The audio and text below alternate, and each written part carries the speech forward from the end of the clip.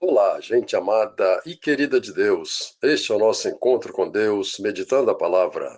O tema: a soberba e o orgulho precedem a queda. Sodoma e Gomorra ainda existem hoje? Parte 8. Os textos bíblicos, Evangelho segundo Marcos, capítulo 10, versículos de 13 ao 16, segundo Mateus, capítulo 19, versículos 13 ao 14, e segundo Lucas, capítulo 18, versículos de 15 ao 17. E traziam-lhe meninos para que lhes tocasse, mas os discípulos repreendiam os que as traziam. Vendo isto, Jesus indignou-se e disse: Deixai vir a mim os pequeninos, e não os impeçais, porque o reino de Deus é deles. Em verdade vos digo que qualquer que não receber o reino de Deus como um menino, de modo algum entrará nele. E tomando-os nos seus braços, impôs-lhes as mãos e os abençoou. O texto bíblico mostra Jesus fazendo uma de suas mais contundentes afirmações. O reino dos céus é das crianças e dos adultos que se convertem e se tornam puros, sinceros, inocentes, autênticos, simples e bons, igual uma criança. Estamos tratando da Torre de Babel, de Sodoma e Gomorra, os lugares onde os acontecimentos bíblicos retratam com clareza que existiu nos homens justamente o contrário do que existe nas crianças: a soberba e o orgulho no coração dos homens, cuja pretensão era ser grandes iguais a Deus. Existe relação entre aqueles fatos passados e o que acontece hoje na história humana? Sim, existe, e muita relação entre o ontem e o hoje. Erra grosseiramente quem lê a Bíblia, concentrando sua visão somente no passado histórico, sem trazer os textos para os dias de hoje, como se aqueles fatos não se repetissem atualmente em nossa sociedade. Pensando nisso, ouso perguntar: a Babel, a Sodoma e a Gomorra dos tempos bíblicos existem hoje ou não? Tomando como fundamento de nossa reflexão o texto do Evangelho que acabamos de ouvir, que inequivocamente mostra o apreço de Jesus pelas crianças, a ponto de chegar a dizer: delas é o reino dos céus, e de se indignar contra alguns dos discípulos que impediam os pais de trazerem os seus filhos até ele, para que lhes impusesse as mãos e as abençoasse. Jesus disse estas palavras duras para os adultos: Não impeçais as crianças de virem a mim, pois qualquer de vós que não receber o reino de Deus como uma delas, de maneira nenhuma entrará nele.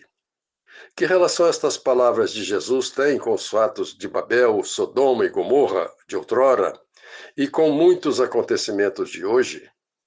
Ou são simples coincidência que não têm relação nenhuma?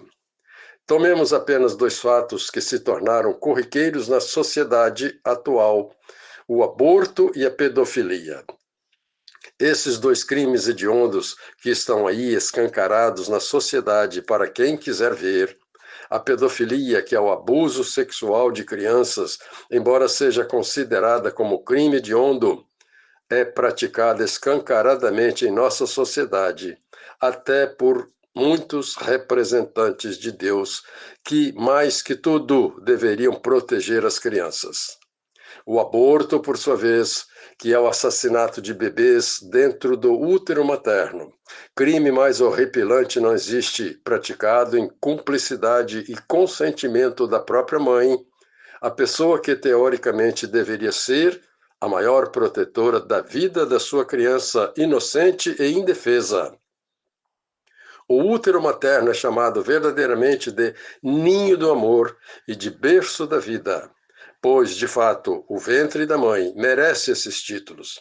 Repare que o primeiro desses títulos, Ninho do Amor, nos remete à imagem bíblica da primeira carta de João, capítulo 4, versículo 7, onde diz: Qualquer que ama é nascido de Deus e conhece a Deus, porque Deus é amor.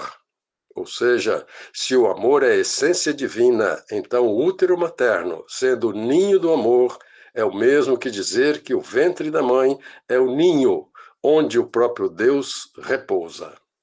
O segundo título, Berço da Vida, também nos remete diretamente a Deus, pois de uma maneira singular, a Bíblia, no livro de Gênesis, capítulo 2, versículo 7, narra que Deus formou o homem do pó da terra e soprou em suas narinas o hálito da vida, e o homem tornou-se um ser vivo. Pouco antes, no mesmo livro de Gênesis, capítulo 1, versículo 28, a palavra mostra que Deus abençoou o casal humano e disse: sede fecundos e multiplicai-vos. Portanto, dentro de uma compreensão de fé, a mãe que, com a participação do marido e sempre com ele, gera uma vida em seu ventre, do modo mais sublime e verdadeiro, os dois estão aceitando ser sócios de Deus, seus parceiros e instrumentos gerando vidas. Ou seja, ser pai e ser mãe significa associar-se ao próprio Deus, o autor da vida.